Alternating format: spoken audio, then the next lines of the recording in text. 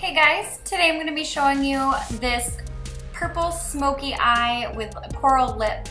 I thought it was really pretty for the summertime, but if you guys want to see how I got this look, then keep on watching. We're just going to jump into a quick tutorial today. I am priming my skin today using the Makeup Forever Radiant Primer as well as the Smoothing Primer. And I'm putting the smoothing primer all in the center of my face where I do get a little bit shiny and have larger pores and wrinkles as well. Then I'm going in with my foundation. For today is my Giorgio Armani Luminous Silk, and I'm applying that with my Sigma Flat Top Kabuki brush.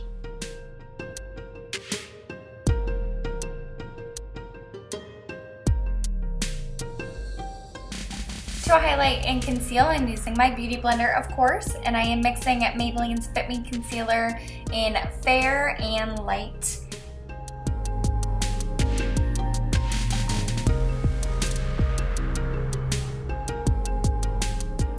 Then I'm using MAC's Prep and Prime in Light Boost as a highlight just above my cheekbones and a tiny bit down the center of my nose.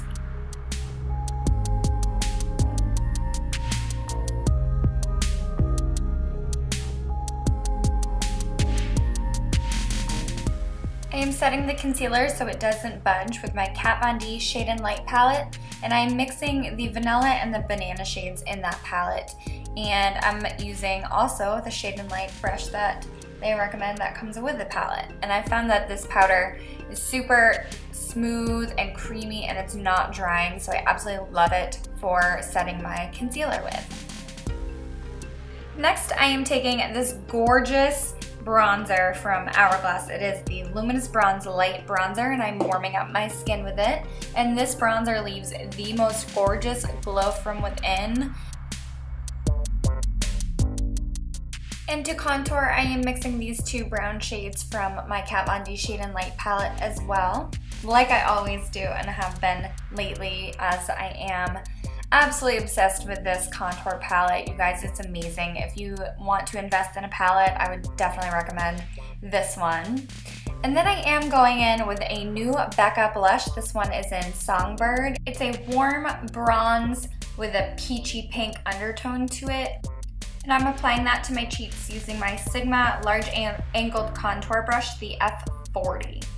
I'm highlighting my cheekbones today using my Makeup Forever Pro Sculpting Duo, and this is number 2. I'm just using the beautiful gold shimmery shade on the top there. It's so gorgeous. It reminds me of Estee Lauder's Heat Wave, and I didn't get my hands on MAC Whisper of Guilt, but I heard it's a good dupe for that as well. So absolutely stunning. Again, this is in the number 2, and it's the more gold shade out of the 2.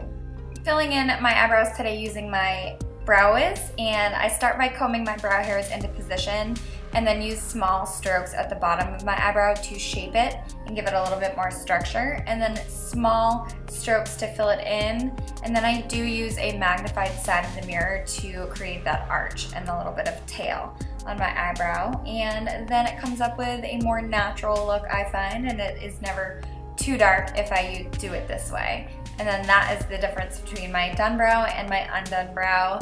It's crazy. I am priming my eyelids today with my MAC Painterly Paint Pot, and I like to use my finger with this cream product because the warmth of my skin just melts it into my eyelid more. And as usual, I am using Makeup Geek's Peach Smoothie as a transition shade. Doesn't add a whole lot of dimension, but it just helps everything blend, and it almost sets the Painterly Paint Pot on my eyelid as well. Picking up this pinkish brown shade, and I'm using it as my crease color, and I'm blending it with my Sigma E35 brush.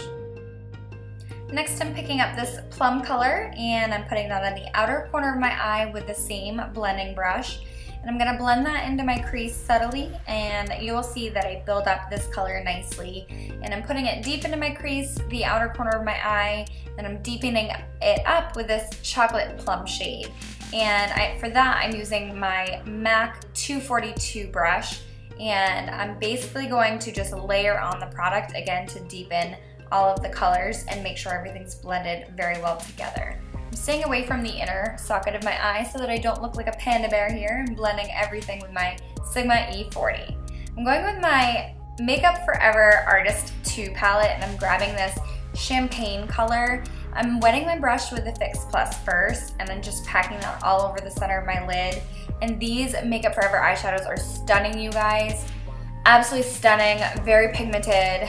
I had to pick up this artist palette because it is limited edition and I had a ton of different shades, so I figured it was a good value. But anyway, I am focusing all of this onto my entire lid, staying away from the outer corner only. Then I'm making sure I didn't cover up too much of the plum color, and I'm going in and deepening that a little bit.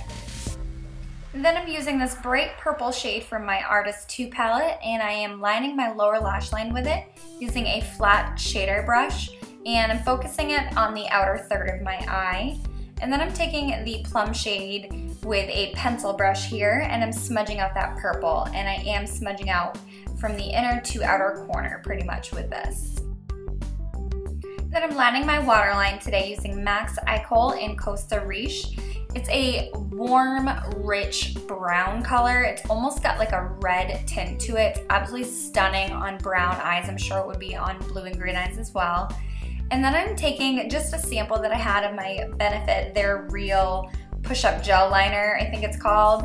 And I'm lining my upper lash line very tightly with it today, and I'm not creating a wing at all. I wanted this look to be a little bit more rounded and smoked out, and that's why I'm not creating that wing. And then I'm going in with my favorite mascara, which is my L'Oreal Voluminous Millions Lashes, and I'm giving them a good coat. And then I'm gonna go in with false lashes. And today I used the Ardell Glamour Wispies.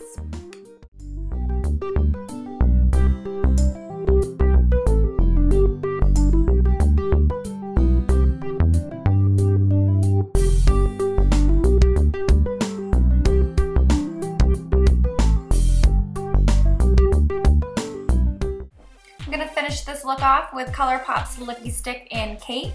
It's a coral pink satin finish.